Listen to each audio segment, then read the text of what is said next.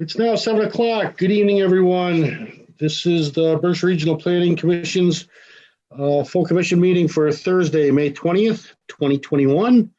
It is a virtual meeting as allowed by Massachusetts Governor Charlie Baker's executive order dated March 12th, 2020. The meeting is being recorded. Others are welcome to do so.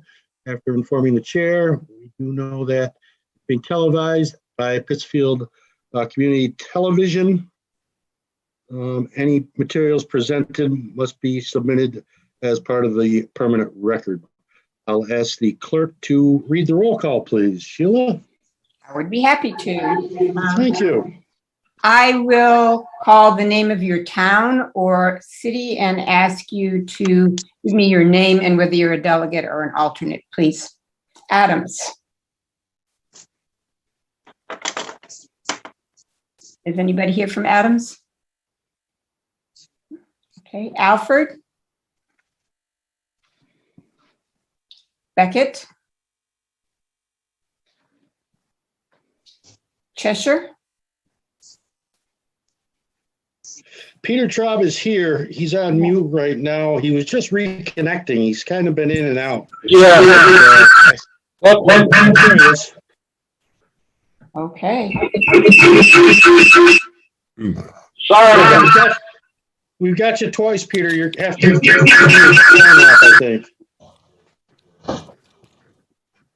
Yeah. There. I don't know if you can hear me Yes. Loud and clear, sir. because I can't hear you. All right, Clarksburg. Dalton. Egremont. Florida. Great Barrington. Pedro Pachana's a delegate. Malcolm Fick, alternate. Thank you. Hancock. Hinsdale. Jim Sullivan, delegate. Okay, thank you. Lanesboro. Gwen Miller, alternate. Lee. Buck Donovan, delegate. Thank you. Lennox. Pam Keeber, alternate. Thank you. Monterey. Mount Washington. New Ashford. New Marlborough. North Adams. Inland, delegate. Otis. Peru. Pittsfield, Irvin, delegate. Richmond. Red Schubert, alternate. Sandusfield. Savoy. Sheffield. Delegate. Wood, alternate. Thank you. Stockbridge. Nancy Sosha, delegate for planning board. Tyringham. Amanda Hamilton, delegate. Washington. West Stockbridge. Williamstown. Roger Bolton, alternate. Windsor. David Zink, alternate. Okay. That's everybody.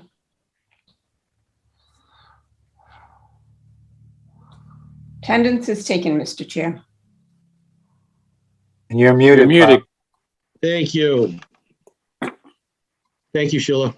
You're welcome. Next item up I'll look for a motion to approve the minutes of the March 18th, 2021 meeting.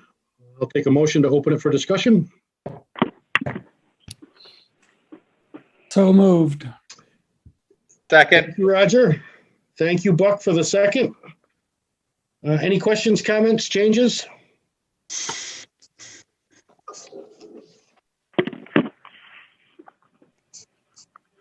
Hearing none, I'll run the roll call vote.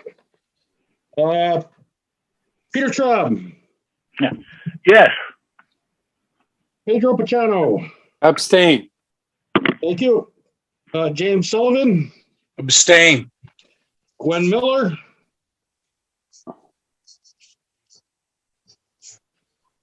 Abstain. thank you. Pam Keeber, Aye. thank you. Mark Carson, or excuse me, I'm sorry, Kyle Hinton. Hey, that's me. Yes.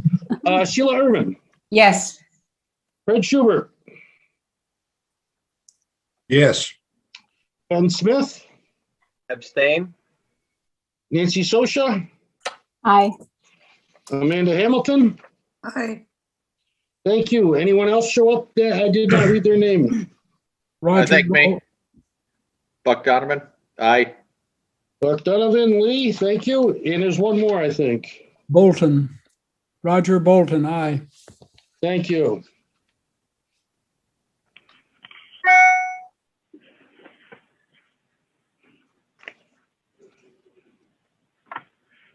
Comments from the public. Anyone from the public care to bring anything to the floor this evening?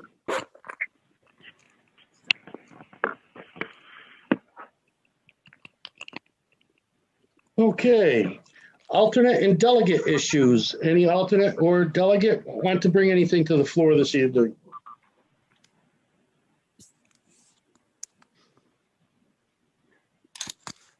Okay. Next item up, you've received copies of the executive committee actions from their April 1st and May 6th meetings. Any questions, comments?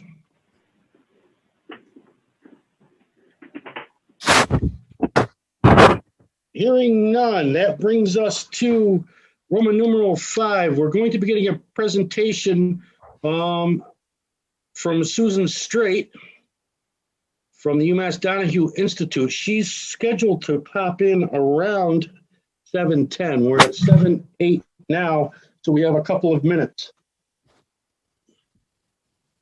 Anybody have anything to discuss in a couple of minutes' time? Mr. Chair, I wonder if we could address the Juneteenth holiday then. Yes, excellent plan. We'll skip ahead to Roman numeral 6. The state of Massachusetts has adopted Juneteenth as a state holiday, and the executive committee suggested that we adopt it as well for Berkshire Regional Planning Commission. Tom, anything to add? No, I think you've said it. I mean, this is something that was the state adopted relatively recently. Holiday to acknowledge. Can I get a motion for its adoption? Hey, Kyle, I'm sorry, can I input? Yes. I saw the agenda item and being a bit of an English teacher, noticed that it used the verbiage last vestiges of slavery. I don't think that's really what it meant to say, given the definition of vestige. And I was wondering if it would be better, or I would recommend it be better to just say the end of slavery and or refer to the state proclamation and adopt formally language within the state proclamation, which I think is very useful in understanding the holiday. Sure thing. Anybody have any questions, comments, concerns with that change? Hearing none, can we make the change in the wording of the, when we put it, I'm assuming it's going into the bylaws, Tom, is that kind of? No, it really doesn't go in the bylaws per se. It just gets added to our holiday list. Well, if we could change that in the way it was posted in the meeting, perhaps for the future public record, should anybody want to delve into such things? Yeah, we can change that. Sorry, may I comment and say something? Could it be amended to signifying the official ending of slavery?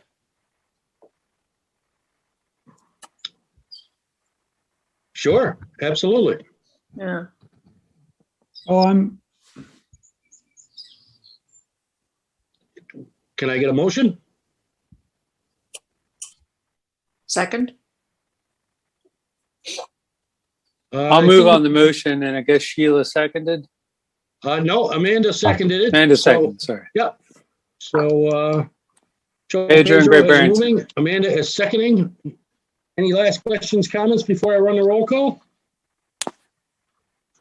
could I just say, I'm not sure Juneteenth was the official end of slavery. I think that would have to be the adoption of the 13th Amendment.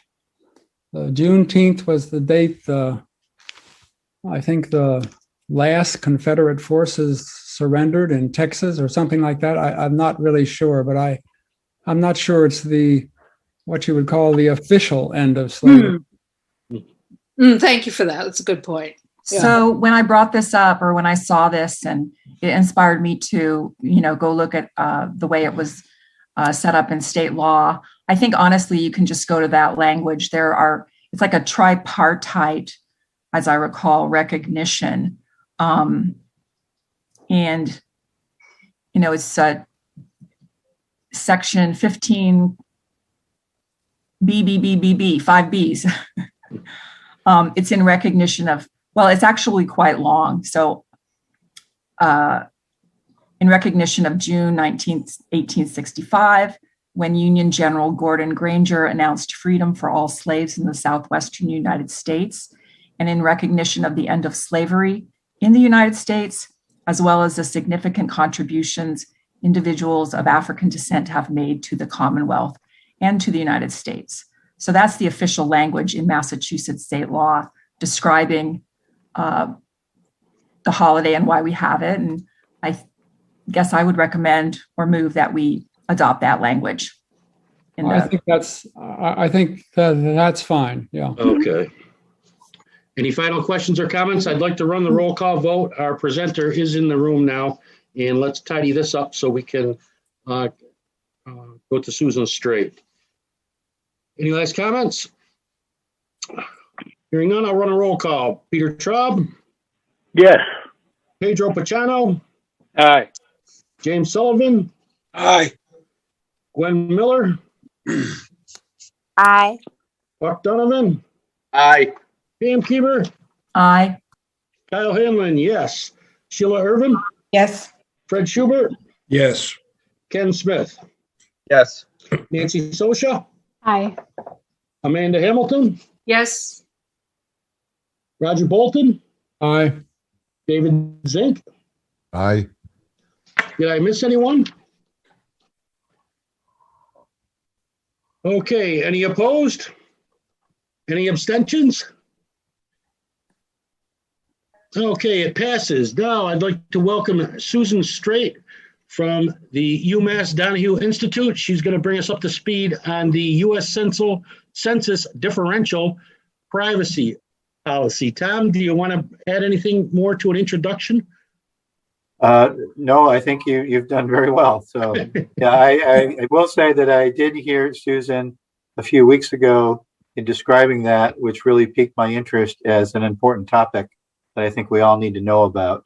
So I'm very pleased that she can join us tonight and kind of provide some more information. So thank you, Susan, for coming. I agree. Thank you. Welcome. And I'll turn it over to you. Thanks for having me. I know I'm competing with a beautiful evening out there, so I'll try not to make it too awful for you to be staring at a screen if I can. And I have a spoiler alert, which is that since I presented to Tom just a few weeks ago, the Census Bureau did release a new set of demonstration data, so a new application of differential privacy. And things for rural places are actually looking better now, while for large cities are looking worse. So that's the spoiler alert, but I'll jump right into it. I'm coming to you tonight from Williamsburg, Massachusetts, just over the hill, which everybody I ever meet always confuses with Williamstown. And every time I say I'm from Williamsburg, they tell me that they love the Clark. All right. So I work with the UMass Donahue Institute. Just a little brief about our program. The UMass Donahue Institute is the economic development arm of UMass. We have offices and programs all over the state and some even out of state. My program is in the Public Policy and Research Unit of UMDI. My program is funded through the Office of the Secretary of State. Since 2008, our mission is to support accurate Census Bureau counts and estimates for all Massachusetts geographies. We work a lot on Census 2020 preparation and review. And if any of you were involved in LUCA or new construction, those local address, update of census addresses operations that were happening about 2 years ago, some of this might sound familiar to you. And I'm just going to pause there and say that Massachusetts did an amazing job preparing for the 2020 census. And as it turns out, our apportionment counts came in higher than our estimates and higher than the Census Bureau's estimates, and have our state growing faster than it has since the 1960s. Amazing. So I'm still scratching my head a little bit about how exactly that happened.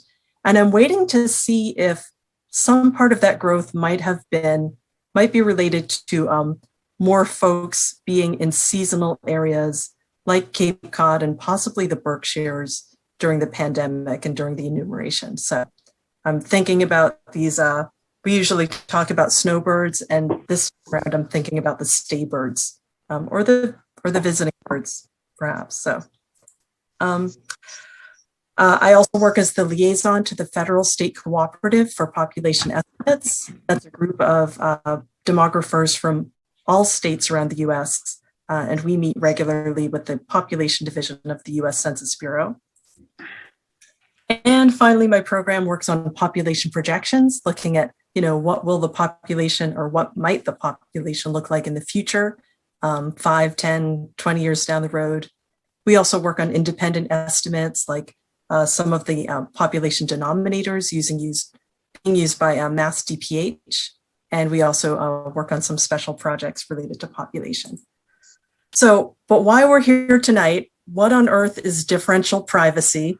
For me, it just rolls off the tongue now because I've been looking at it for 3 years, but a lot of people are just hearing about it for the first time now.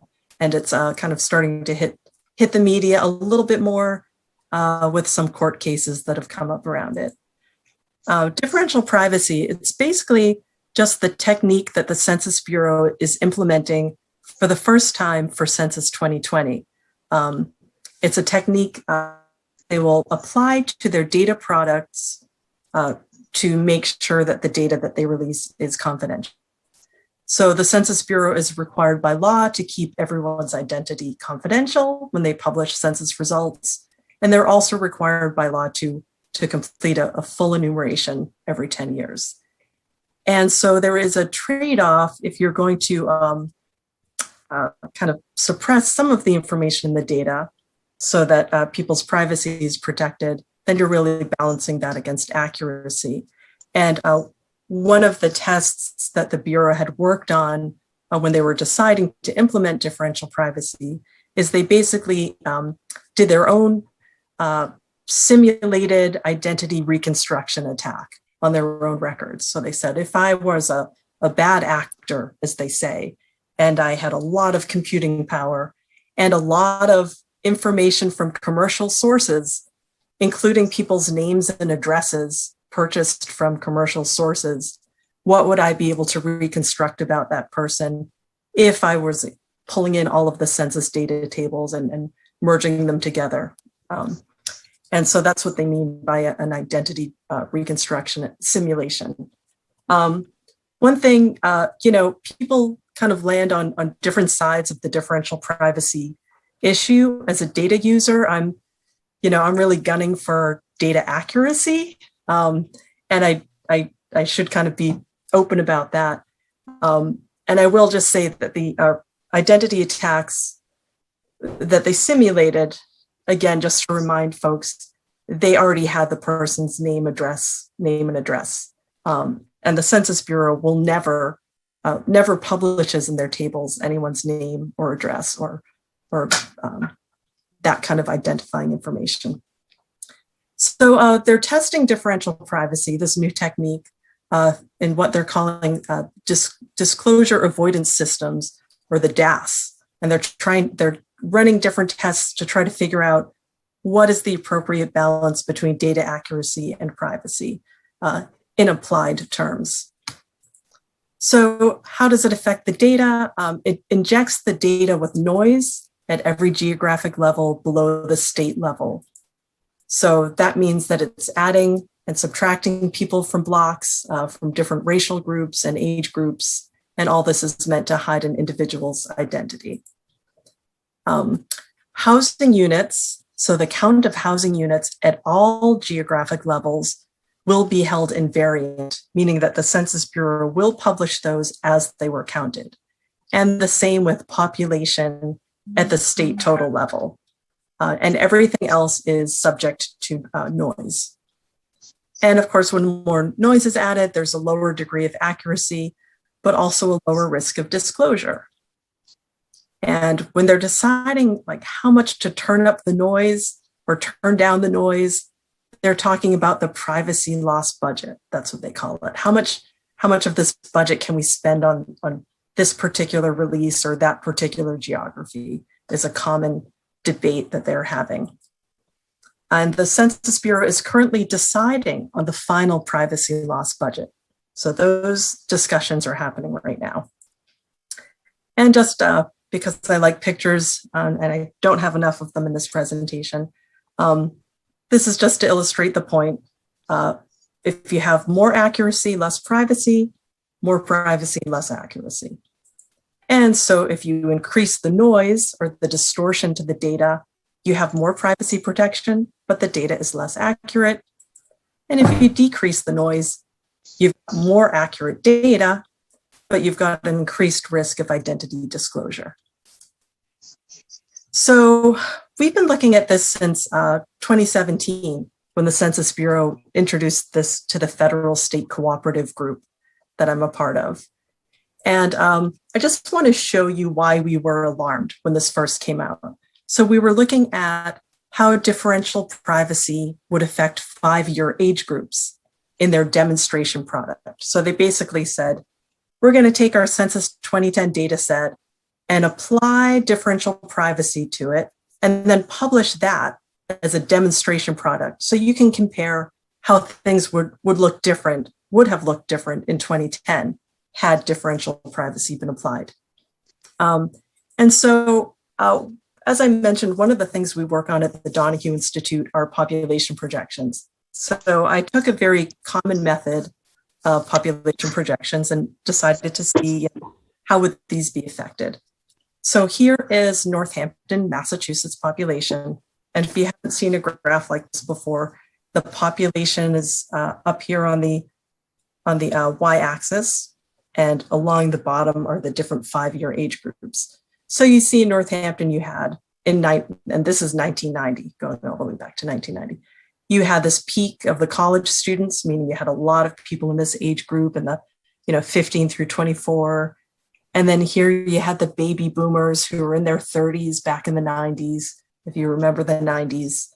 And then 10 years later, we add 2000, and you see still plenty of college students remaining in these age groups. And then the baby boomers 10 years later are 10 years older. So now they're in their 40s. That's that other population peak. And all of the other age groups just kind of go forward. So that's what a regular population looks like as it moves forward through time. Here's Census 2010. Less college students in 2010. But again, you see the boomers age another 10 years forward, and now they're in their 50s. So on and so forth. And then here's what simple population projection would get you. It just takes that pattern and it carries it forward through time. Okay, so that's using real census data in that applied method.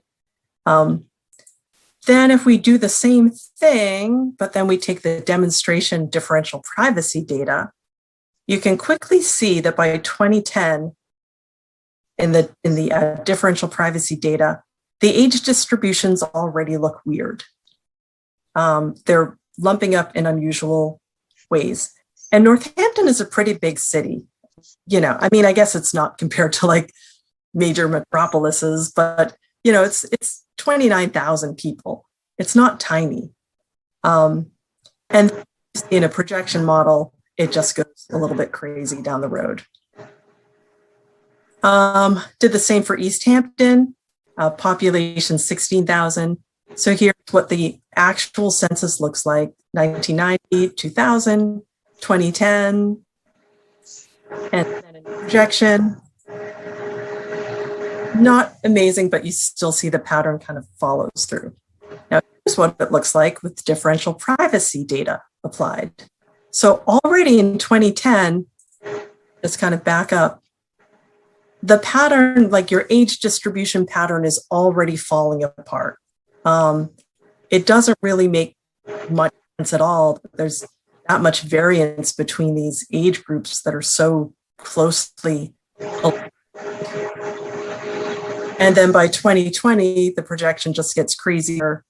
And by 2030, you wouldn't want to use this for your planning.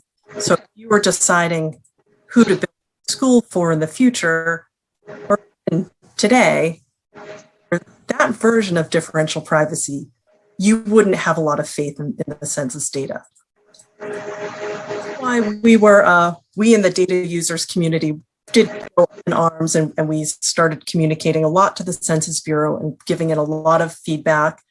And so since that time, they've taken it back in and they've been reworking it and putting out different new versions of differential privacy data. And their first use case is how good can they get the PL94 data to look? PL94 data is data that's used for local re-precincting that then moved up to state redistricting. So they released the demonstration data I just showed was from October 2019. They've since done updates in May, September, November, and most recently, April 28th. And in the April 28th version, they really increased the privacy loss budget. So they really turned up the volume on accuracy. One more set in June after they finished the final parameters. So this is, they did increase accuracy in most cases in the latest release. There is a lawsuit pending by the state of Alabama concerned about the effect of differential privacy on the data. And 6 other states jumped onto that lawsuit, including Florida, New Mexico, Ohio. You see the list. And then most of those were actually Republican states, just 2 Democratic attorney generals there.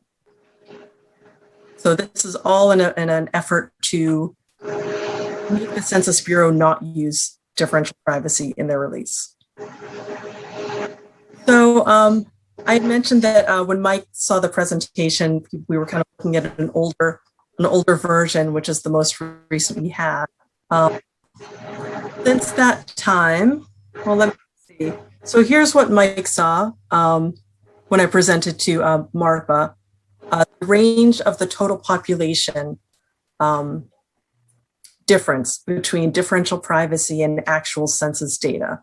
And you can see that it was mostly the towns in the Berkshires that were affected by this in terms of the percent error between, or the percent difference between the actual census count and the differential privacy version of that census count. And you can see one of your little towns in the corner is off by, 17% of its population was off, undercounted, all the way up to 8% overcounted in the Berkshires. And in the newest version, they did really bring those percentages down. So now the range is looking at 4.4% overcount to negative 2.7 undercount. but you see it's more distributed throughout the state, which I think will make this group feel better. One thing about this, just as I'm kind of showing these examples, you can't get attached to like which town takes the hit. Like, oh, well, my town looks positive, because that's just in this run of the DAS, and in the real run, the folks who look like they're coming out on top now would come out on bottom in that run. It's just randomly distributed, this error. And so then this is a lot of data to look at this time of night, but basically for cities and towns under 5,000, and there were 106 of those around the state, the error was ranging from 40 people undercounted to 44 overcounted is what that means. But the percent error, because some of those towns were quite small, was negative 17% up to 8%. And then in the larger places, the percent errors were much smaller, and the counts were off a little bit more. Now in the latest, this 428 version, here you see that the range is still pretty broad for the small places. The percent errors though go down. So this means that, again, kind of thinking about that map where the percent error is like a little bit further distributed. So it's like, okay, we're overcounted by 10 people, but that's only a tiny percent of our total population. So they brought those count errors kind of into scale with the size of the cities and towns, which was a good thing for small cities and towns. But then what happens is the larger cities take the hit. So now these MCDs, or cities and towns of 50,000 population plus, they were maybe missing 90 people or gaining 64 extra people. Now, if you see there, they're losing, 950. Oh, I had little circles there. Okay, there they are. So that's kind of not so great for the big places, but better for the small places. And here's kind of an example. So in the last version of the DAS, Worcester was kind of the biggest loser with just 90 people, which wasn't that bad. And then in this version, now it's Brockton's turn, and they're losing 950. And they are a city of just about 90,000, to kind of put that in perspective. So I don't think they would be too happy about that. And then, but then by percent error, again, here's the old version. Mount Washington was off by 17%. I mean, it's a tiny place. And now in the new version, Mount Washington is off by only 4% as a percent of its total population. All right. I'm afraid I'm going to run out of time because this is a lot of information, but let's see. When you start breaking the population down by the different races and ethnicities, then you see the error actually starts to increase. So in some cases, so now for MCDs under 5,000, it's negative 55 to 65. And then in the newest version, 19 to 39. So that's not so bad. But then again, for the larger places, they've gone from an undercount of, 200 as the worst undercount up to an undercount of, 668 for Hispanic population. And then there still remains some implausible cases. And I just call them the orphan blocks. So in the original census data, Census 2010 count, there were 7 blocks that had 92 children in them, spread through the 7 blocks, but didn't have any adults. So that could be, the dormitory of a prep school, or it could be a juvenile facility, a child's group home, where maybe the dorm master lives in one block and the kids are in another, or it could just have been mistakes. But now with differential privacy, now we see 669 blocks around the state, which have 1,300 plus children with no adults. So it's only an average of two children per block with no adults. So it's not big stuff, but it does, just to show you, like, there's some implausible things happening when you apply differential privacy. Now at the county level, things look really good. You know, Berkshire is only off by 6 people for a total population. But then, like, when you, I should back up, I kind of went through that slide, but so you can kind of see all around the state, all of the counties look pretty even. You know, nobody's off by more than 11, I think.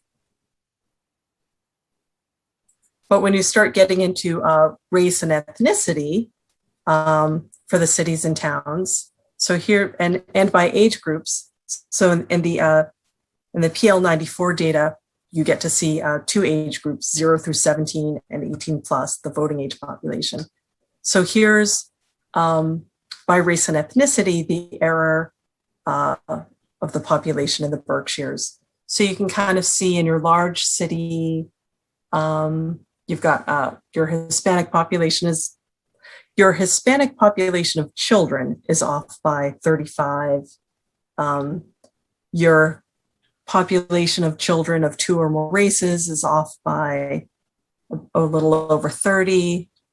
And you can kind of see, you know, usually around 5 to 10 for the race groups in the smaller places. So that might not be a big deal, but it really depends on your perspective. If you're running a program and you want to make sure that, you know, kids of a particular race are included in your sports programs for that town, and you are either over counted or under counted in who you expect to see there, that could cause issues at kind of like a small programmatic level. And then for your cities and towns, again, the errors are small for the total population. But, you know, one thing to point out, remember how the total county population was only off by what, like 7? But again, when you kind of break it into smaller pieces, you see actually that the variation increases. So like Clarksburg is off by 42 people. West Stockbridge is off by 27 people. You know better than I do whether that's a big deal for your town or not. Perhaps it's not. And then for the children, you know, 37 people off in Clarksburg, 19 off in Stockbridge, 6 off in Mount Washington. That's not a lot of people, but it's a big chunk of their population.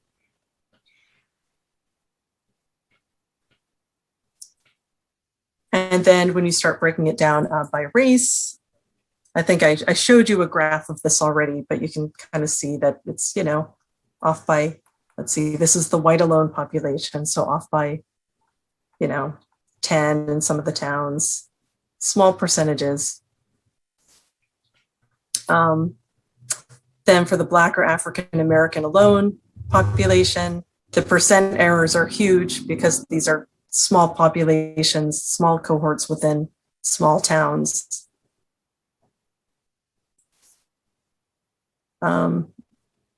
Then let's see, your Hispanic or Latino population. You know, again, you see like very large percent errors, but you're talking about like 16 people in the tiny town of Alford. And again, just a reminder that you know, it's kind of like a roll of the dice. Which towns get how many more or less, that will change in the final, and you won't know which town was affected more or less. It will be random. If you knew, then you would have the power to do an identity reconstruction attack, according to the Census Bureau. So you won't know. You will know that, you know, for MCDs under 5,000, this is the range of percent error that you would expect. And then by race and by age group, 0 through 17, I think I just showed this in the tables, so you kind of get the gist. You know, it's a large percentage, depending on how small your town is. Let's see. Oh, yeah. So this is the child population, and there's the range -10 to 11 plus right down here. African American. Again, the percent errors can look huge, up to 800% off in Clarksburg, but that was just 8 people.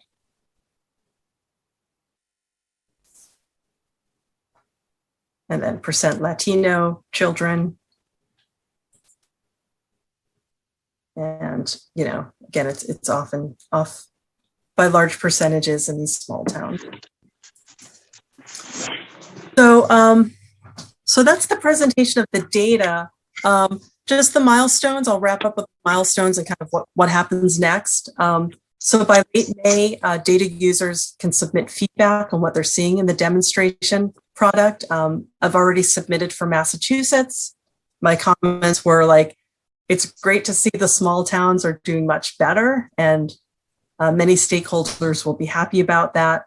But on the other end, you know, you'll have some stakeholders and, you know, some of the poorest cities in our state who will not be happy to see that they're losing up to 1,000 people population, when before it seemed like 90 was the max. And so is there a way that they could just keep working at this to make sure that there's not that range of winners and losers? So then in early June, they're going to make the final determination of that privacy loss budget. And then in late June, they will run the final production. They'll release the PL94 data. They say by late August. Now we know it's August 16th. They'll release that in an unformatted, kind of unformatted files, which we at the Donahue Institute and probably other kind of data geek agencies around the world will be processing that to turn that into usable tables.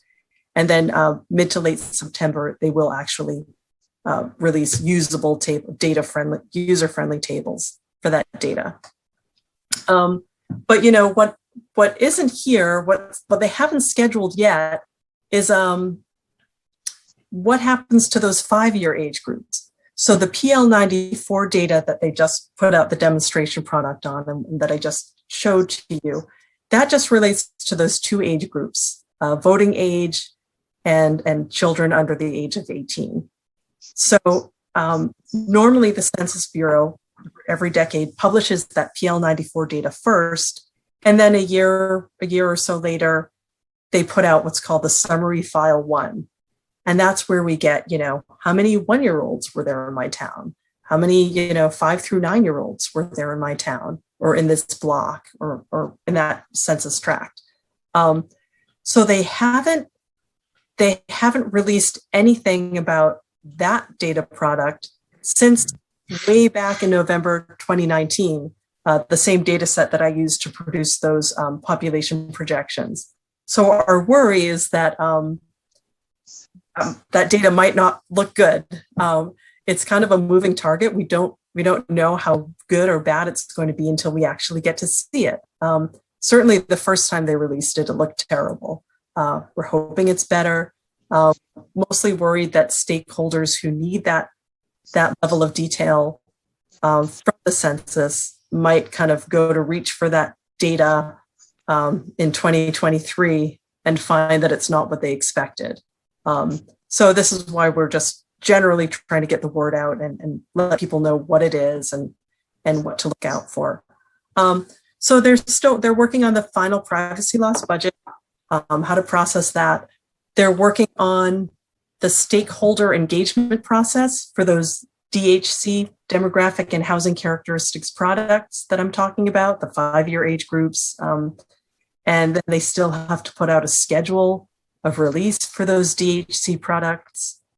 So again, we don't know what the effect is yet on the 5-year or 1-year cohorts. We don't yet know what the effect will be on separating household records from person records, which is a unique feature of differential privacy, is that it keeps them separate. And that's because, again, they're keeping housing units invariant. They're keeping those as counted, but they're messing with the population. So if you do that, then you start to get a disconnect between, persons per household or, number of children who live with grandparents, those kinds of statistics that where a person is associated with a larger household. And we don't know what the effect is on other downstream products like the American Community Survey or ACS data that some of you might have heard of before. So that's it. I'm totally happy to take questions. I'm not an expert on how the mathematics of differential privacy work. Just really, I'm kind of, looking at the effect.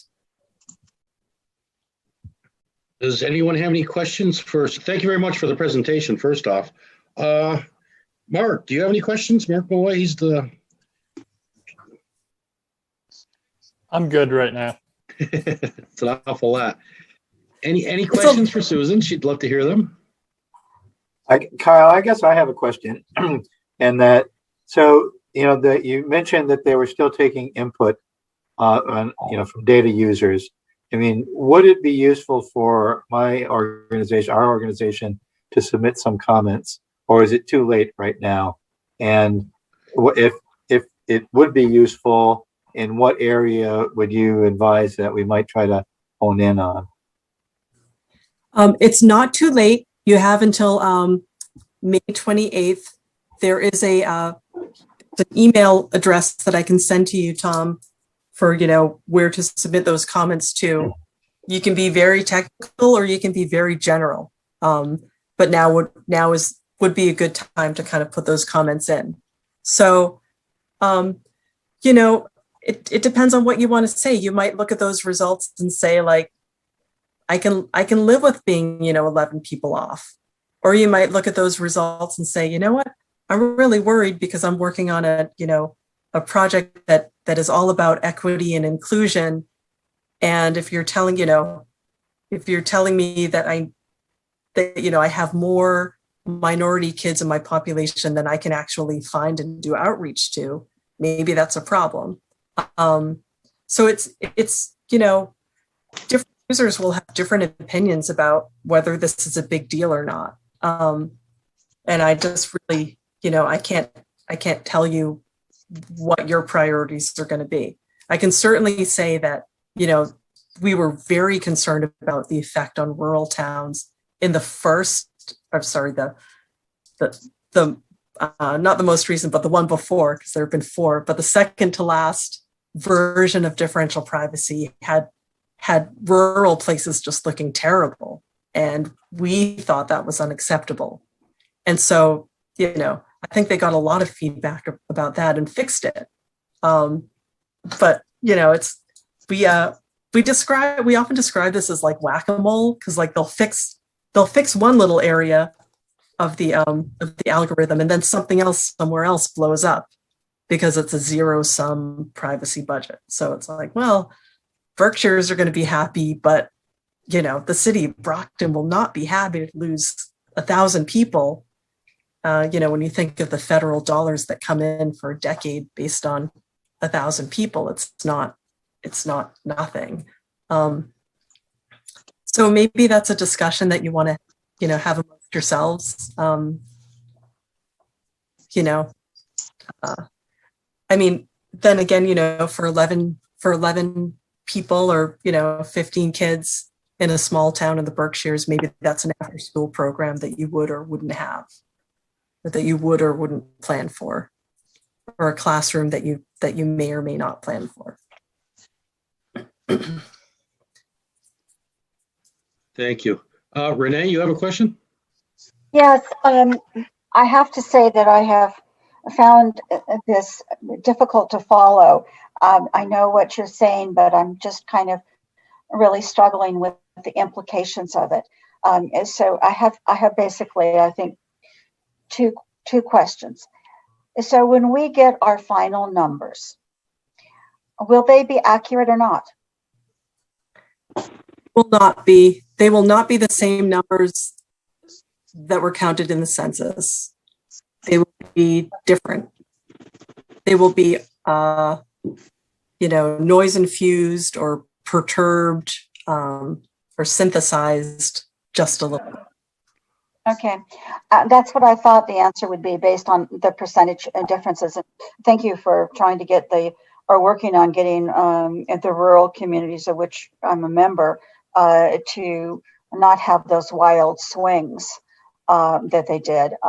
But Yeah. I'm also concerned with this noise that's being interjected as to whether that is going to affect the characteristics of those people who are noised, if I can use that term. For instance, we apply for a number of grants that are based on certain characteristics. I'm going to pick one of them, and that is those who have mobility issues or those who have hearing issues. And this comes out more in, Mark, help me here, but I think it's the ACIS, some of the follow-on census. So I don't know what's going to happen to those.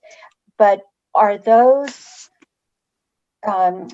characteristics, I know you've already talked about age and race or ethnicity, but are characteristics down to the level of challenges or disabilities, are those also going to be impacted? That's a big question mark for us too. It's an excellent question. And the answer is that we still don't know because the Census Bureau still hasn't described exactly how this will affect the downstream products. I mean, what we have heard is that even within the Census Bureau, many of the other branches, including the ACS, where you're pulling that characteristics data, isn't going to have access to the actual census count data. They will only have access to the kind of the perturbed data set. On the other hand, those of us in the data accuracy camp are making the argument that hey, the ACS is already a sample survey. That's not a complete count. It's got margins of error all over the place anyway, because you're only sampling, a small percentage of the total population to get that information. And then just, generalizing or extrapolating from there. So, but short answer, good question, don't know yet. Hopefully not. Thank you.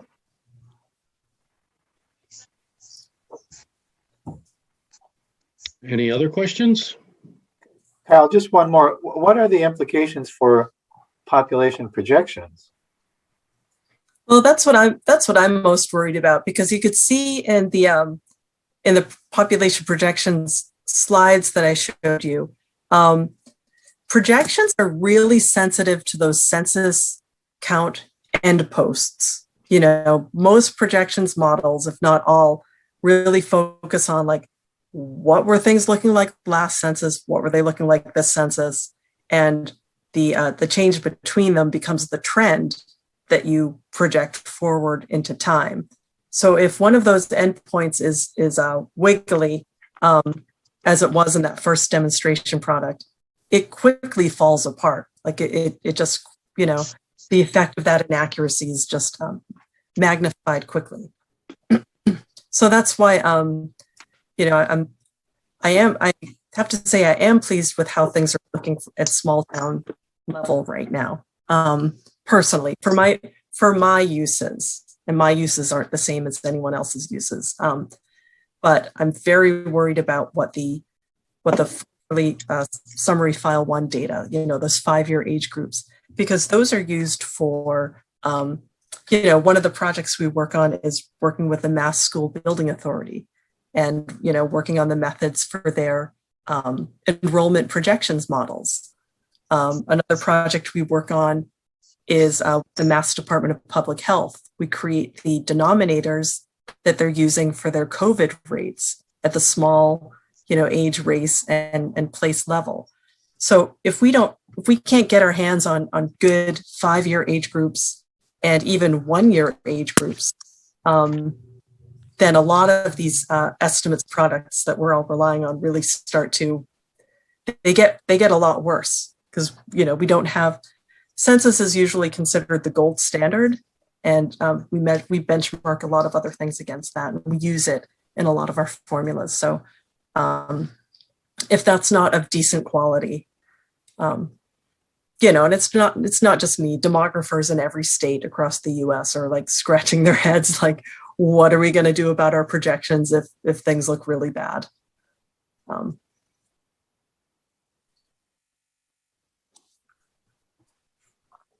Any final questions? Yeah, Kyle, I have a question because it's the first time that I've heard of this policy. So I'm wondering why the census has decided to enact this policy, to use this policy. It doesn't make, I don't know, I don't understand it. So obviously it's not making much sense to me right now. So if you can maybe help me make some sense of it. Do you want my editorial version of that? Which is that, differential privacy is a theory of privacy protection that came out of the computer and internet kind of science world. And, it gains a lot of favor for places like Google or something, which, doesn't want to disclose a person's address as they're interacting with the system. So it works well for these kind of very narrow applications. And then, and the Census Bureau was looking to improve its privacy protection practice. In the past, they did something called data swapping, which sounds pretty similar. You just kind of like, like this is the only, say like African-American child on this block, like we can't, leave that person here. We'll move that person over, or, turn that person into 5 people in another, so they were already doing a little bit of swapping. But differential privacy kind of, instead of kind of looking for those small exceptional cells that need protection, it's like this big top-down algorithm that affects everything at once.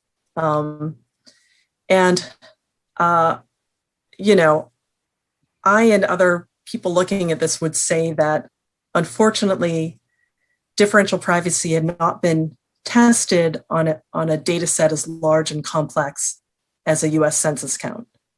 And when they started applying it, you started to see all of these problems, like implausible data, unusable data.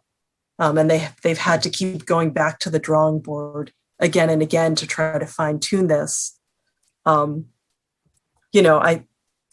personally, I think the elephant in the room is that in order to get the data in a usable form, the privacy loss budget is going to be so high that the simulated identity reconstruction attacks are not really gonna, those would still be able to occur. So yeah, it's just, in my opinion, it's a technique that's not really ready for prime time. And, they started introducing it just to a small group of data users in 2017. And they still haven't finished it. The PL94 data in a normal year would have been out by April 30th. And it's just the pandemic that's creating a delay and pushing it off until August. But differential privacy is still not ready. But some people within the Bureau really got behind this theory and really kind of pushed it along. So, but yeah, now it's starting to show up in at least one court case. As I said, a lot of states have jumped onto it. And it's been hard to advocate for because everything's been in draft form. Even as I'm presenting today, I can say like, well, this is what it looks like, but it might change. This is not the final. I can't tell you what the final is. And by the time I tell you what the final is, it will be kind of a done deal. So. Is any of this politically driven? Does politics enter into any of these equations? I don't think it's like a red-blue politic thing. Oh, good. No, I think it's just more like the politics of scientists, or argue over, what's the best theory today? What's kind of the fashionable approach? But in some of the court documents, what other people are arguing like, hey, this isn't the only way to protect privacy. There are other ways of doing it. But, they're so far along now on this one single track. So maybe it will be fine. And we've got enough about. That's the hope. Okay, But I won't know until I see it. Thank you. I see we've got two more questions. Hopefully they're brief, Roger, and then Pam. Oh, yes, thank you. This problem of protecting privacy has existed, forever, and it's been dealt with in a totally different way in the so-called economic censuses, like the Census of Agriculture, the Census of Manufacturers. And there, if a group is so small that one could detect who's in it and their characteristics, the Census Bureau has simply refused to list any number at all. Like when I was looking at this many years ago, there would be a little letter D, meaning there's a disclosure problem. And I'm wondering why the Census of Population part of the census didn't decide on that same remedy. Do you know? I don't know. Again, there are people who would argue that that remedy would have been okay. That there could have been more of that done. And it's kind of like that.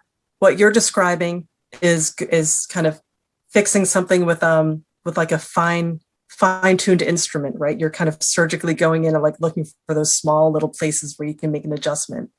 Whereas differential privacy, those people who are kind of, critics of that method would say that, differential privacy is kind of like taking a sledgehammer to it, because you're just hitting everything at once, whether it needs hitting or not. Certainly people in my cohort group in the town of Williamsburg don't need any special protection. You can pretty much, if you hear my town name, you can pretty much guess my race. Now, other people are not in that situation. And, maybe if you're the one person in a particular race group or the one family, you really don't want to be identified.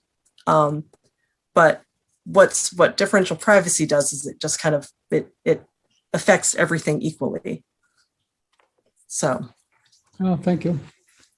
But I like your suggestion, and I can't say, that's kind of one of the criticisms levied against differential privacy is that, you could have kept exploring the traditional methods. Thank you. Pam? So this is kind of an adjacent question, but given your expertise, I hope you can answer or help. Is there any sense, or what sense is there about the overall validity or margin of error or whatever you call it for census data, given that the collection, we were in an extraordinary collection year with COVID, like with people moving all over the place? So how good is the data fundamentally? Well, the Census Bureau does produce, they do their own, and they do this at every census. They do kind of like a post-enumeration survey. They'll re-survey areas or particular populations after the census to try to get a sense of like, what was that coverage error? So yes, that exists in every census, and the Bureau will be kind of doing a study and reporting that out. Some of us have said like, hey, since there's going to be coverage error, like, doesn't that take care of it? But that's not, I guess that's not a solution that they can run with. So thank you. I appreciate you taking the time to spend it with us tonight. I appreciate you sitting through all those data tables on an evening. No, I find that easy. stuff, I personally find it fascinating. And I think most of the people here do too. Tom, you want to add anything? No, I just want to add my thanks, Susan, for sharing this, and we'll have to decide whether or not if we're going to provide some comments. Sounds good. Thanks, everyone. Enjoy your evening. Thank you very much. She's right. That's a lot to take in. Okay, let's see. We've got a two-part transportation program tonight. We're fortunate we've got Cleet Coos, our transportation program manager, and Anuja Karola, principal transportation planner. They're going to give presentations on the TIP program, the Proposed Transportation Improvement Project program, and the UPWP. I think probably Anuja, you're first with the TIP. Is that correct? Yes. Welcome. Thank you for showing up tonight. Thank you. Let me share the file.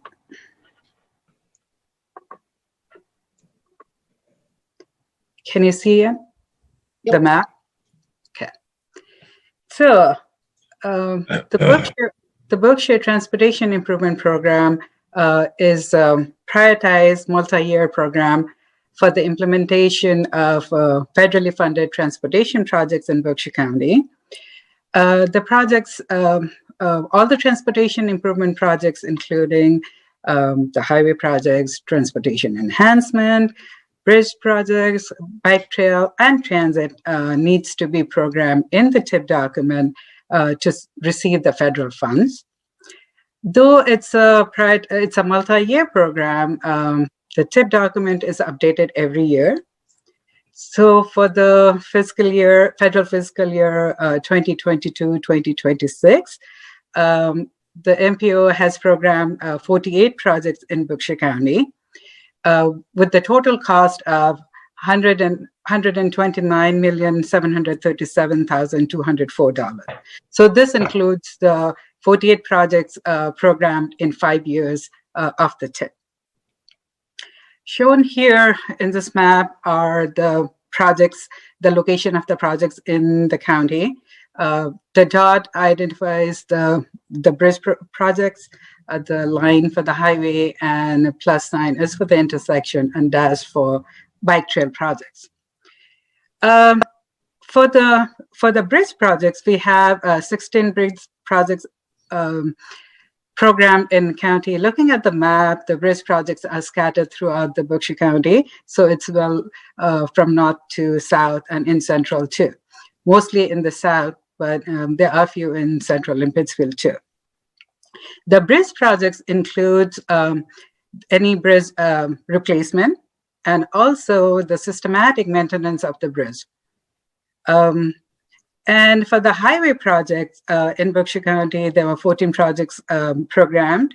The highway projects include resurfacing project, roadway reconstruction project, including the roadway improvements, and also the intersection improvement projects. For the resurfacing project, we have in Florida, Route 2, resurfacing of Route 2 in Florida, resurfacing of Route 7 in Lanesboro. And for the roadway reconstruction project, in North Adams, we have Ashland Street, reconstruction of Ashland Street. And in Pittsfield, we have reconstruction of Merrill Road and also reconstruction of East Street from Lyman Street to Merrill Road. And in Dalton, we have Dalton-Divson Road, reconstruction of Dalton-Divson Road. In Egremont, we have Route 2340, reconstruction of Route 2341 in Egremont. For the highway projects, we also have intersection improvement projects. For that, in Williamstown, we have intersection improvement of intersection of Route 7 and Route 43. In Pittsfield, we have a few intersections around the BMC area, the improvement of those intersections. And also we have in Dalton intersection improvement at South Street and West Housatonic Street intersection. Again, the intersection improvement projects include adding a signal or updating the signal, and also adding a roundabout. Nowadays, we do have few roundabouts in Berkshire County, and also safety improvements at those intersections. Likewise, for the bike trail projects, it is mostly the projects which are off-route bike path connecting. The aim of this was to connect, have an off-route bike path connecting Vermont in north to Connecticut in south. So there have been different sections of that has been already constructed or in the process of getting constructed. So for this 5-year regarding for the bike trail projects, we have in Adams, North Adams, extension of Asheville-Tuckett Rail Trail to North Adams Hodges Cross Road, and in Pittsfield, extension of Asheville-Tuckett from Crane Avenue to Merrill Road. And in Lee, it is construction of bike path connecting from 102 to Center Street. So those were the transportation regarding the highway and bridge projects. But also in this TIP document, we have projects for transit.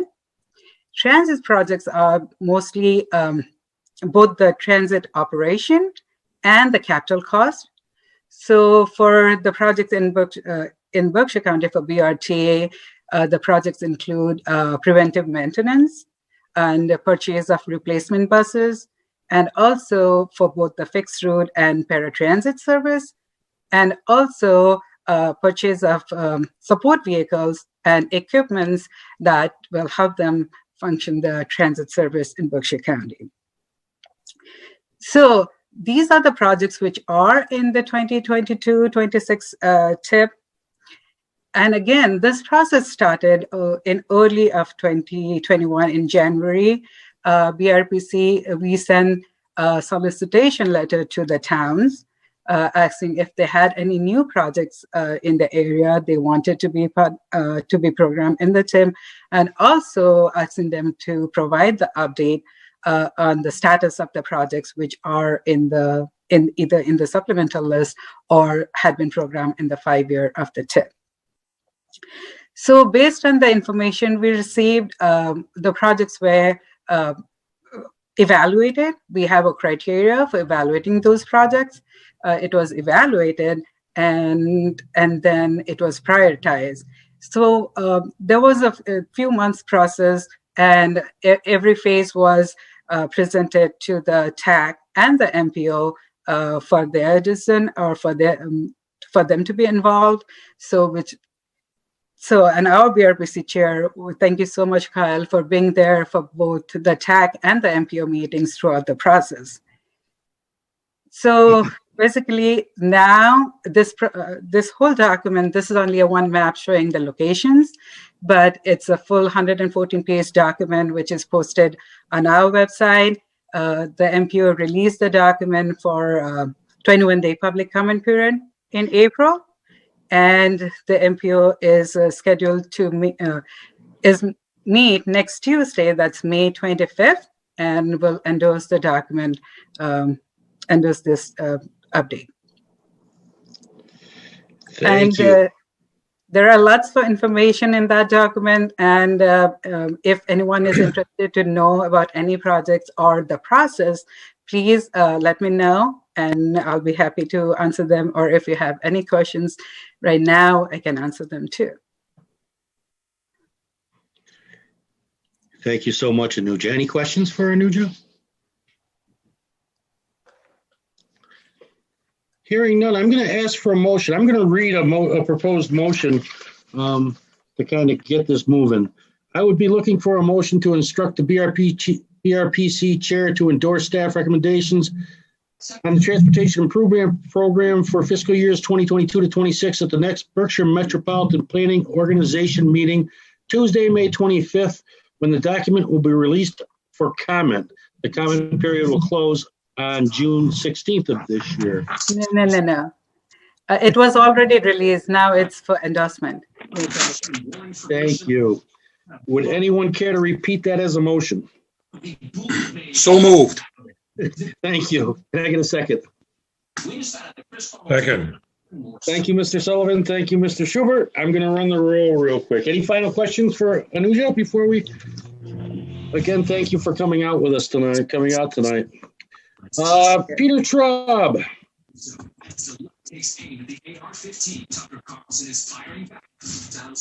Yes. Thank you. Pedro? Jano? Aye. Sorry. James Sullivan? Aye. Gwen Miller? We know many of you in pain, but are still skeptical. Did we lose Gwen? Yeah, I think she left, Kyle. Okay. Buck Donovan? Yes. Pam Keever? Yes. Kyle Hanlon, yes. Sheila Irvin? Yes. Fred Schubert? Yes. Kenneth Smith? Yes. Nancy Sosha? Aye. Amanda Hamilton? Yes.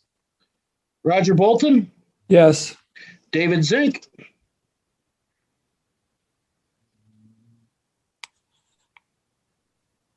I see he's still here. He's muted.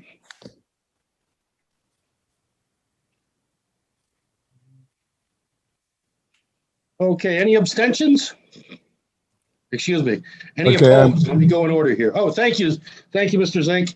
I'm sorry. I said abstain. Oh, okay, thank you. So Mr. Zink is abstaining. Any opposed? And did I miss anybody? Hearing none, the motion moves. Next item on the agenda, we have, I think, Cleet Coos to present the Unified Planning Work Program for fiscal year 2022. Cleet?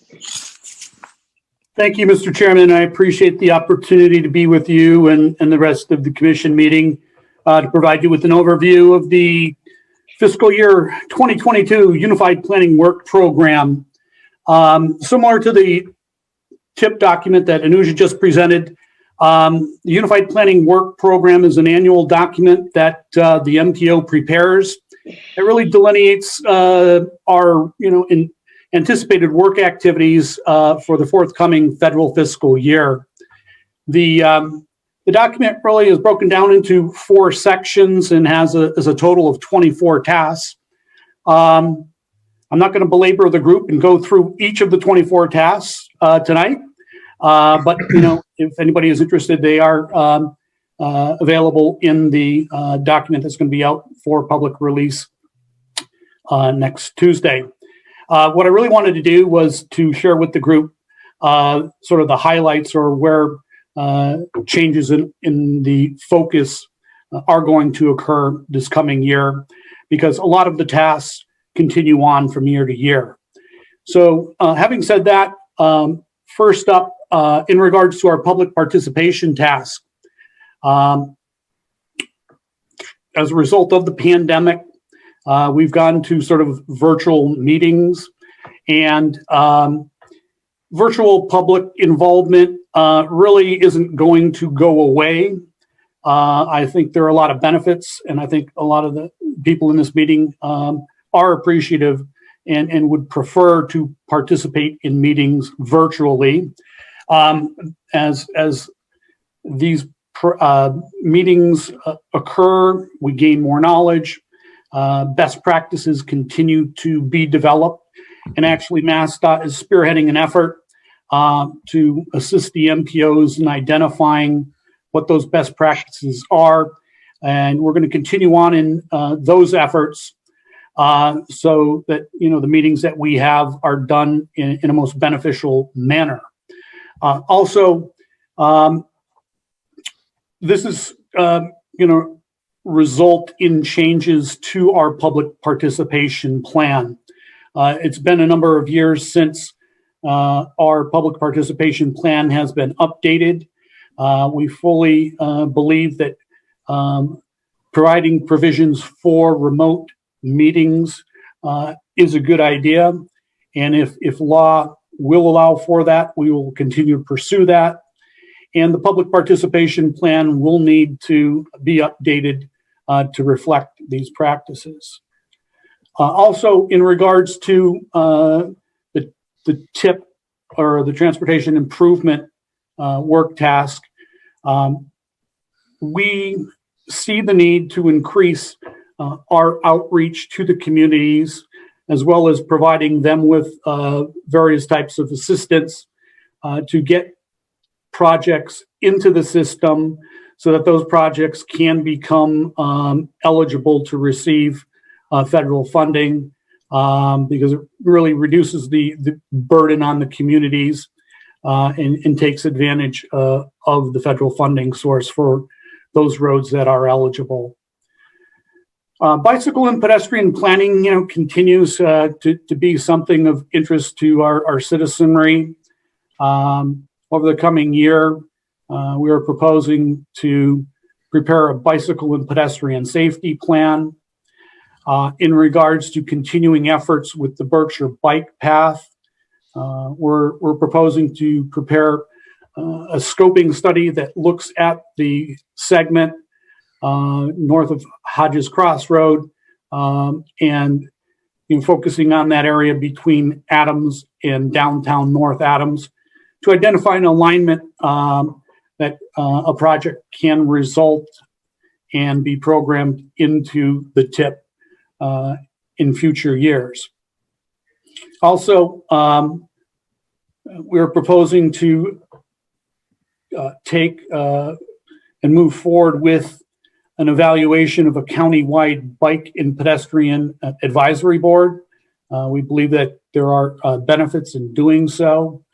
And then last but not least, under the bike and pedestrian planning task, the Adventure Trail, which is proposed up in North Adams from the terminus of the Mohawk Trail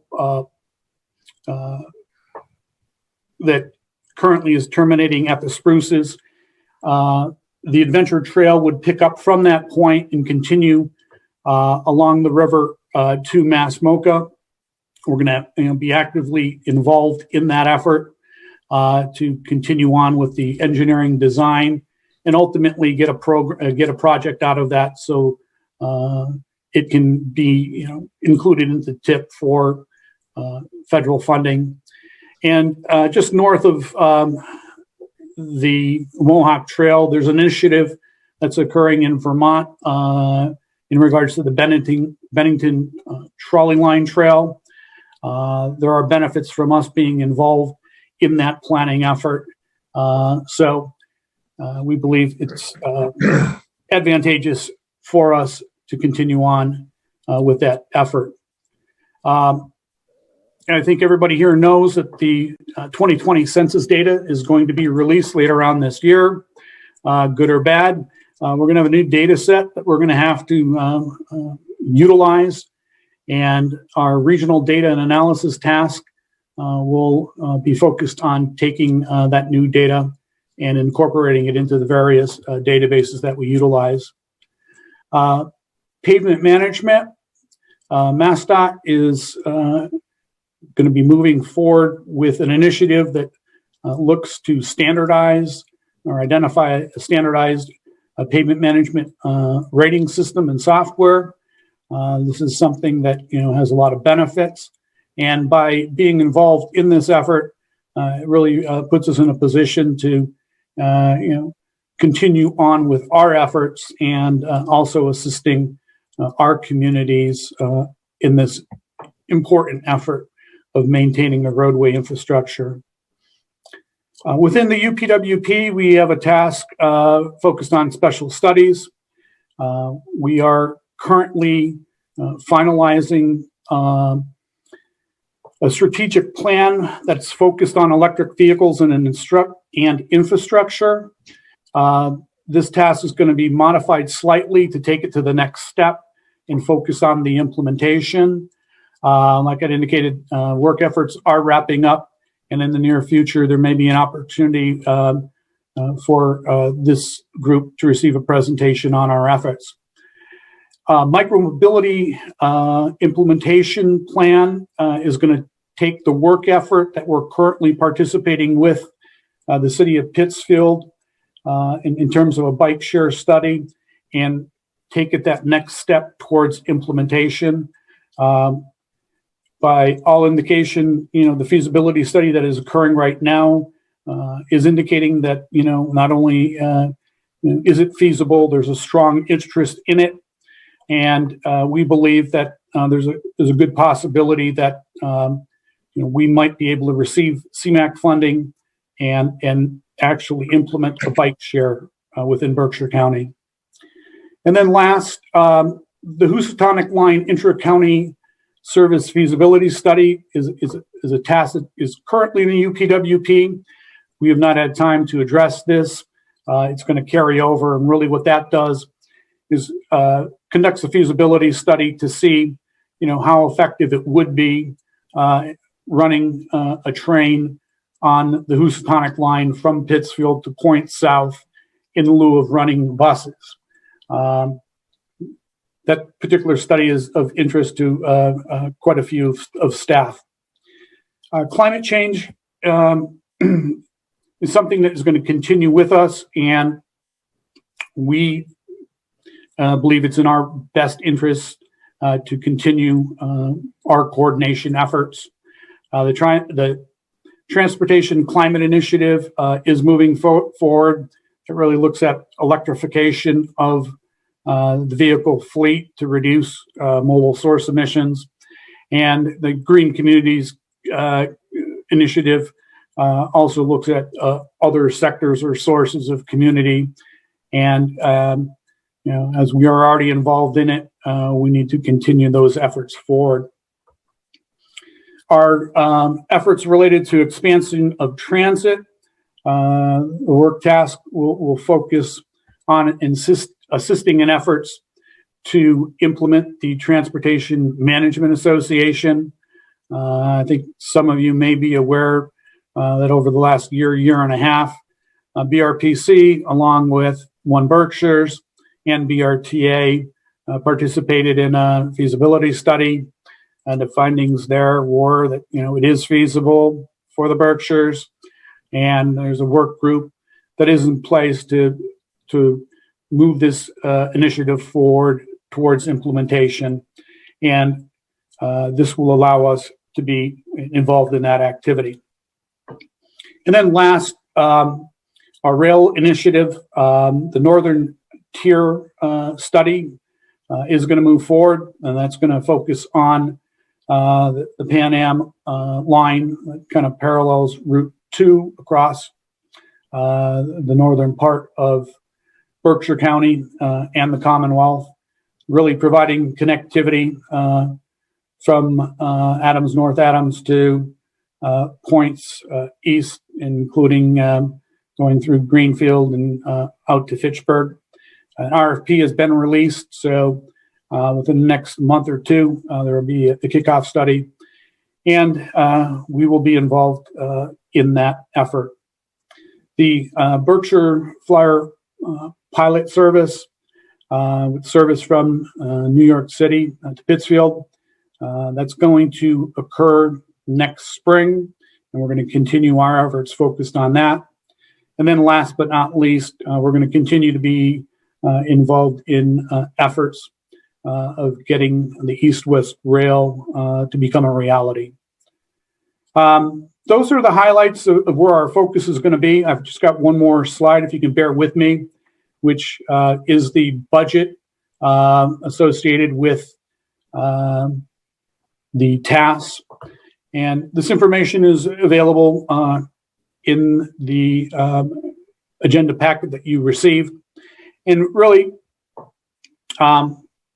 what this really shows you is really where the level of effort is going to occur.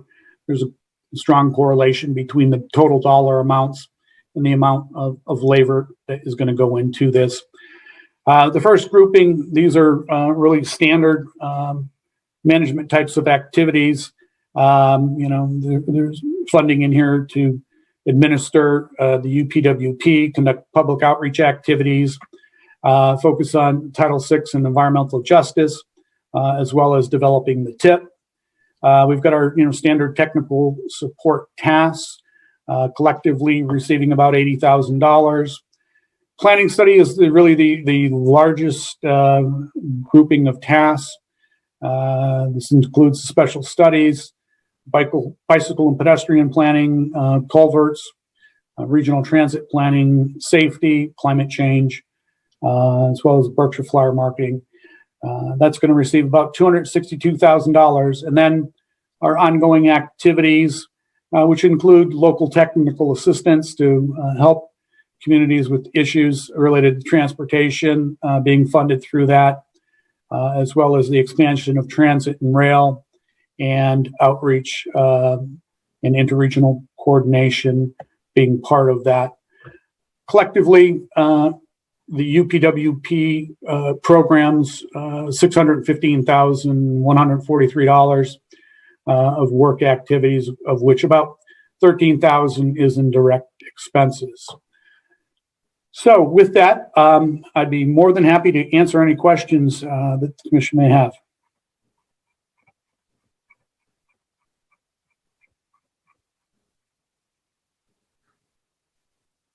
Any questions for Cleet?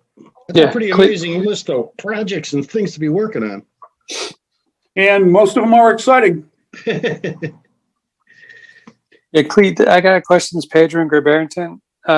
You listed a project there for the Housatonic Rail to point south. Is that a proposal or a study? Yeah, that one right there, the Housatonic line. Yes. That's a study. Is that for local travel or? No, what is behind this feasibility study is that MassDOT has purchased the Housatonic line. So the state owns the line and they're in the process of upgrading the tracks and ties. And obviously the Housatonic line uses, that line maybe once or twice a day.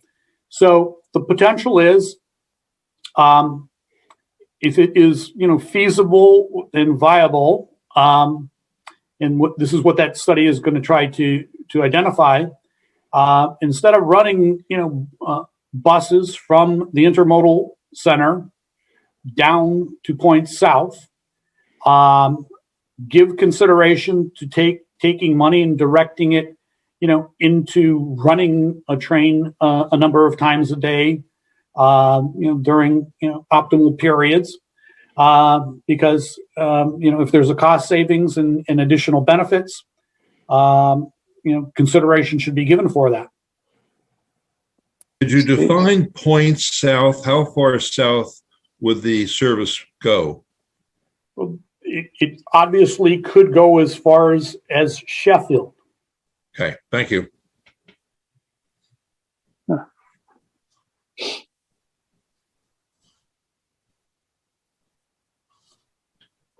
Any further questions? Could I wanted to get a clarification regarding micromobility. Clete, were you saying that a feasibility study for the bike share scheme was for Pittsfield or for the whole of Berkshire County? Yeah, I probably wasn't clear on that. We, working with the city of Pittsfield, we're trying to take a regional approach to that. There are a number of communities that did provide some funding into that. The majority of the funding was secured by the city of Pittsfield for that effort, but clearly that is taking a regional focus.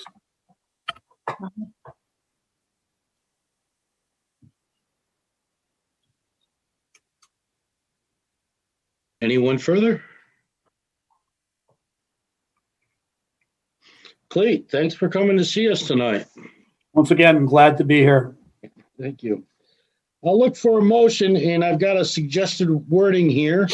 I'd like a motion to authorize the BRPC chair to vote in the affirmative on the Unified Planning Work Program, UPWP, following staff recommendations for fiscal year 2022 at the MPO meeting of June 22nd, 2021. Anybody? So moved. Thank you, Mr. Sullivan. I'll second this, Pedro and Gray Barrington. Thank you very much, Pedro. I'll run the roll. Peter Traub? Yes. Pedro Pachano? Aye. James Sullivan? Aye. I can't see the full list. Did Gwen come back? I'll say Gwen Miller. Buck Donovan? Yes. Yes. Pam Keeper?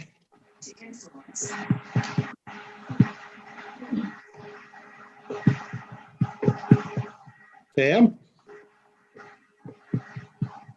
Sorry, I got lost on my screen. Yes. That's fine. Thank you.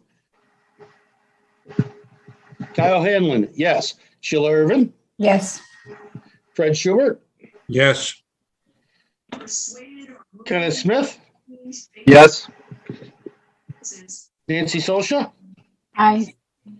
Amanda Hamilton? Yes. Roger Bolton? Yes. David Zink? Aye. Thank you. Did I miss anyone? The motion carries. Next item is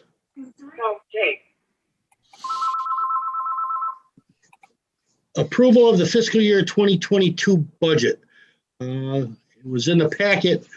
Malcolm Fick is the chairman of the Finance Committee. Malcolm, anything you care to add to that when we bring it? It's a good explanation of the budget items. I'd just like to make a couple points. Of course, the Finance Committee and the Executive Committee have both recommended that the board approve this.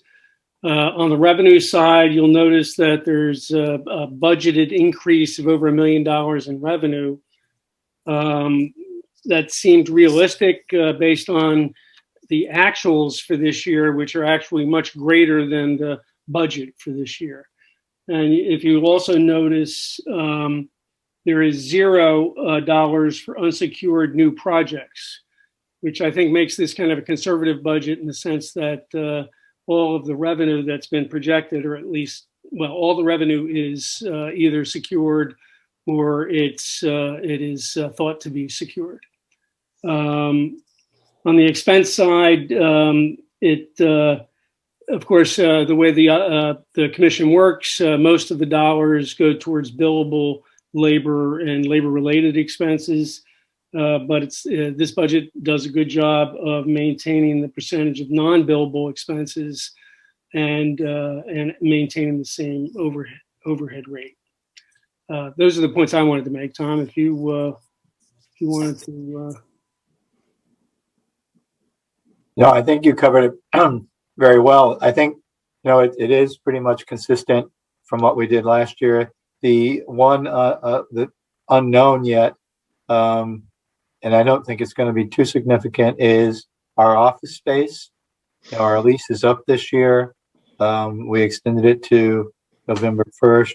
We did put some funding in there in case we did have some moving expenses or upgrade expenses to our office. So that, I think, other than the expansion factor, which I think you covered very well, Malcolm, that's the short version of the budget. Any questions for Malcolm or Tom? Well, hearing none, I'll look for a motion to approve the budget for fiscal year 2022 as recommended by the Finance Committee. So moved. Thank you, Pedro Pedro. and Gribbin. Yep. Second, Sullivan. Thank you, sir. I'll run a roll call vote. Peter Traub? Yes. Pedro Pachano? Aye. James Sullivan? Aye. Buck Donovan? Aye. Pam Keever? Yes. Kyle Hanlon, yes. Sheila Irvin? Yes.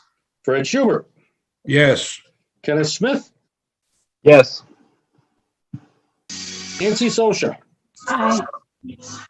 Amanda Hamilton? Yes. Roger Bolton? Yes. David Zink? Yes. Did I miss anyone? The motion passes. Next agenda item is the BRPC nominating committee for officers for fiscal year 2020. I think Renee Woods is here, and she either chaired or was on the nominating committee. Sheila or Renee? Actually, Kyle, I want to, before Renee gets in, that should be 2022. I'm sorry. Oh, okay, 2022. Good point. Thank you. I'd still like to tell you about who we're nominating. The Commission Development Committee formed a subcommittee to nominate, to consider candidates. And the following candidates are put forward, and each of them has accepted the honor of being nominated. We are nominating, this was later approved by the full Commission Development Committee, and we're putting forward the following candidates. John Duvall for chair, Malcolm Fick for vice chair, Sheila Irvin for clerk, and Buck Donovan for treasurer. This will be brought up at the first full commission meeting following the new fiscal year after July 1st. And there will be nominations that may be made from the floor, but this is the slate that the Commission Development Committee has nominated as is required in BRPC's charter. Or I should say bylaws. Thank you. Can I consider that a motion to approve the slate of officers to be voted on by the full commission? Is that a motion, Renee? I'll move the motion. Well, I don't know if we need a motion, do we? It said here I needed. I don't know. I don't think you do, Kyle, because that's the responsibility of the Commission Development Committee. Okay. Which has done its job. Very good. Thank you. Breaks my heart not to have to read the roll again. And I'm sure you folks are getting disappointed to hearing me say it. Every second counts. We have a few minutes left. Anyone want to discuss trials and tribulations of any zoning changes in front of town meeting?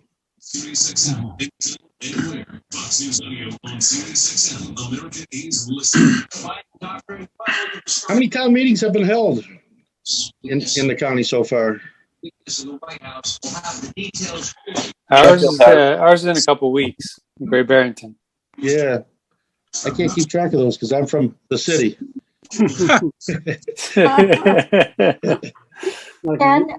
Ken, do you want to talk about Sheffield's success that you had on the planning board meeting, the agenda items that you put forward for planning board at our annual town meeting on May 3rd? Yeah, we had two relatively minor bylaw changes, and both sailed through just fine. Normally, bylaw changes get quite a stir in Sheffield, but probably with the lower head count at town meeting this year, there was a lot less discussion, and they both passed very handily. So it was very, very nice to see. And Ken, what were they? They were minor changes to on our table of use. We had some restrictions that didn't seem justified. They were direct no's, in both of those areas. So we changed them to requiring planning board approval, and the public accepted both of those. So it worked out well. Great. Any other town meeting or zoning reports? Tom, I think that gives you ample time to cover the highlights of the executive director's report. It was in the packet. Anything you care to elaborate on? Well, that first item right there is wrong with our office update, because based on what the governor just said a few days ago, we're going to be back in the office, and the office is going to be open on June 15th. And what we also learned is that unless there's some legislative action, that meetings will need to be in person after June 15th as well. Any public meetings. The open meeting law was relaxed by the governor's declaration of the emergency. And since that's going to go away, that means that public meetings will have to be in person and open to the public. So that's one new item, new change. Other than that, the budget process is going, a full bore. The Senate just passed, or just is going to be debating, hundreds of amendments.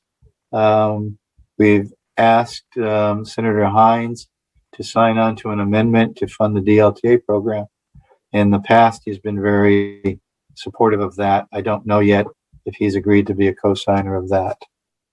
I think folks in North County are very glad to see the Greylock Lynn get funded.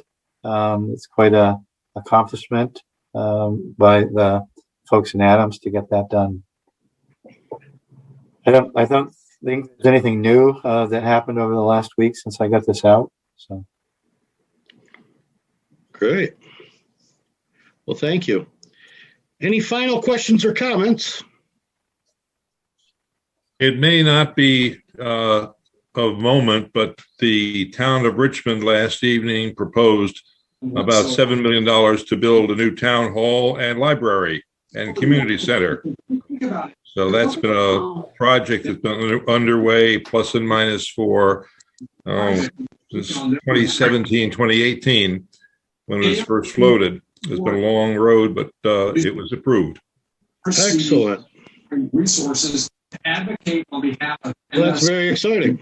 It's truly astonishing. Hey, Jim Sullivan, can I ask you to mute yourself? You've got a lot of background noise, please. Sorry. Most of them have. Thanks, Jim. Fred, what was the vote? Was it? I've been following that over the years. What was the vote finally last night? It was virtually unanimous, 200 and something to 25 or 30. Oh, that's true. There was an outstanding promotional program, an informational program put together by the town. So I think almost every possible question had been addressed in one way or another. My only concern was it enough money, given the rise in construction costs recently? And that'll just have to be addressed down the road once the RFP goes out and the bid request goes out, to see what the number actually comes back. But that we'll just have to see. But clearly the town is quite solidly behind getting out of the, many of you have visited the Richmond Town Hall. You'll understand why a new town hall is helpful. The last flooding of the basement was very annoying, let's put it that way. There is a backstory there too, because many years ago there was a very similar effort as well to do a similar thing, and it seemed like there was a lot of support, but when it came down to the vote, it got defeated by a very few votes. That is correct. So this effort was a long time coming. Yep. I have to also admit, I was one of the people who expressed concern at the meeting that we didn't have enough money.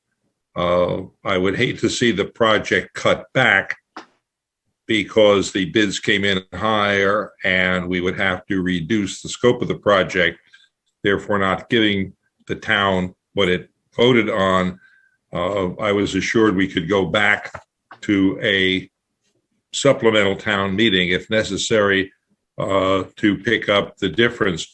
Also note, there has been a strong effort for private contributions, and don't quote me on this number, but I understand some $280,000 has been pledged by individuals from the town to support this, to help offset the necessary loan amount. So there's clearly a broad support and also a very solid support from some of the better heeled members of the community, which I don't think hurt the image overall. That's pretty impressive. It's very impressive. Wow. Good news. Anyway, I will now go have dinner. Anyone else? Any final comments? Anyone care to make a final motion? Okay, then we're staying. Motion to adjourn. I'll get my guitar out. I'll second that. I muted my motion. You've never heard me play, though. All right, Jim Sullivan moved it. Pedro seconded it. I'm not going to run the roll. All in favor? Aye. Aye. Opposed? Just the three with quick start. Abstentions? Our customers. Have a good evening, folks. Good night. Thanks, everybody. Good night.